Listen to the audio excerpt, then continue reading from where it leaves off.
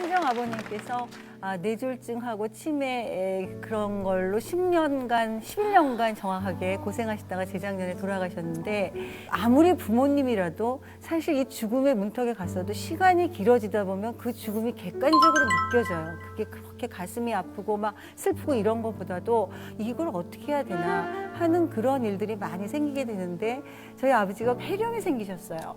폐렴이 생기다 보니까 호흡을 못 하는 거예요. 이제 기관지 절개술을 해야 된다고 병원에서 말씀을 하시는데 그러면 딱 하루만 시간을 달라고 내일까지는 말씀을 드리겠다고 했는데 마침 그날 밤에 그 약의 효과였는지 가래가 다 빠지셨어요.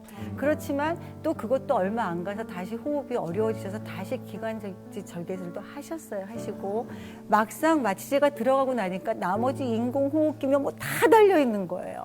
그러면서 마취제가 문제가 아니라 이거를 띄게 되면 돌아가시게 되는 거예요. 그냥 기다리는 거예요. 이거를 뛸 수는 없대요. 뛰면은 다 달았는데 이걸 뛰면은 그냥 돌아가시는 거고 그럴 수는 없다 그러더라고요. 그래서 그냥 기다리다가 그냥 아버님이 한 보름 정도 지나셔서 그냥 돌아가셨어요. 사이가 의사지만 하지 말자 소리는 그건 못해요. 네. 근데 일단 기관지 절개술부터 시작해서 중환자실로 들어가면 그다음부터는 내 손을 떠나는 거 임종을 할 수가 없거든요. 왜냐하면 중환자실에 보호자가 늘 있는 게 아니니까. 그렇지만 안 하겠다는 얘기도 못 하는 거예요. 그렇죠. 네. 치매고 뇌졸중에 뭐 의식 없는 상태라 하더라도 심폐 기능은 살려놓는 게 의사지 뭐 그걸 포기하지는 않거든요. 어느 병원이든. 또 하나 제가 지적하고 싶은 것은 이제 첨단 치료 네. 이런 것도 좀 지적을 하고 싶어요. 그러니까 유명 대학병원에 가면 뭐 로봇 수술하자, 유전자 치료하자, 뭐 줄기세포 치료 있다, 뭐 첨단 항암제 보험 안 되는 거 이런 거 막 권유하거든요. 네. 근데 과연 이런 방법들이 최선인가? 저는 아니라고 보는 거예요. 왜냐하면 지금 얘기한 이런 치료들이 약간 좋아진 거예요. 약간 좋아진 거.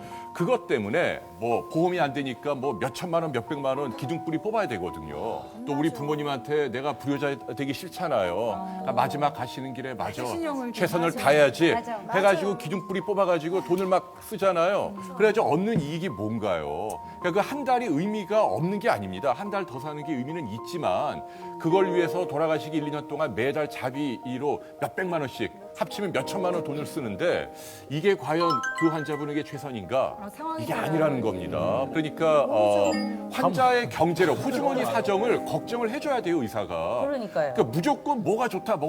약간 좋아진 건 있겠죠. 근데 그것 때문에 과연 몇 천만 원 쓰는 게 옳은 게 아니거든요. 결국은 뭐냐면 50 넘어가고 60 넘어가면 내가 어떤 죽음을 맞이할 건지에 대한 생각들은 조금 이 얘기를 해볼 필요가 있지 않나 생각이 들어요. 우리가 늘 잘 사는 법에 대한 얘기는 하잖아요. 뭘 잘 먹고 잘 살까 이런 얘기는 늘 하지만 우리 되게 죽음을 얘기하는 거는 기분 나쁘게 얘기하잖아요. 왜 재수 없이 죽는 거 얘기하냐 이런 얘기를 하는데 건강할 때 내 의지가 정확하게 작용을 하고 있을 때 나는 어떤 상황이 되면 이렇게 기관지 삽입을 해서 가족들 얼굴도 못 본 채 중환자실에서 죽기는 싫다. 그러면 그건 안 할 수는 있거든요. 네. 먼저 이렇게 얘기를 해주셔야 되는데 저희들 입장에서 오늘 이런 얘기를 듣고 가서 제가 이런 얘기를 들었습니다. 돌아가실 때 어떻게 해드릴까 이렇게 먼저 얘기를 꺼내기가 그러니까 자연스럽게 저희 프로그램 보시면서 지금 가족끼리 한번 이런 얘기를 하시는 게 좋을 것 그런 같아요. 분위기가 되면 좋겠고요. 예. 제가 엊그저께 제 친구이기도 하고 뭐 와이프의 친구이기도 하고 부부끼리 친구인데 그 집 그 어른이 돌아가셨어요. 예. 돌아가셨는데 상 다 치르고 전화 받았어요.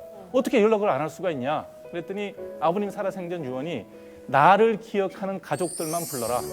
그래서 가족들 50명 정도만 딱 불러서 2박 3일 동안 그 옛날 얘기하고 이렇게 하고선 장례 다 치르고 연락하는 거라고.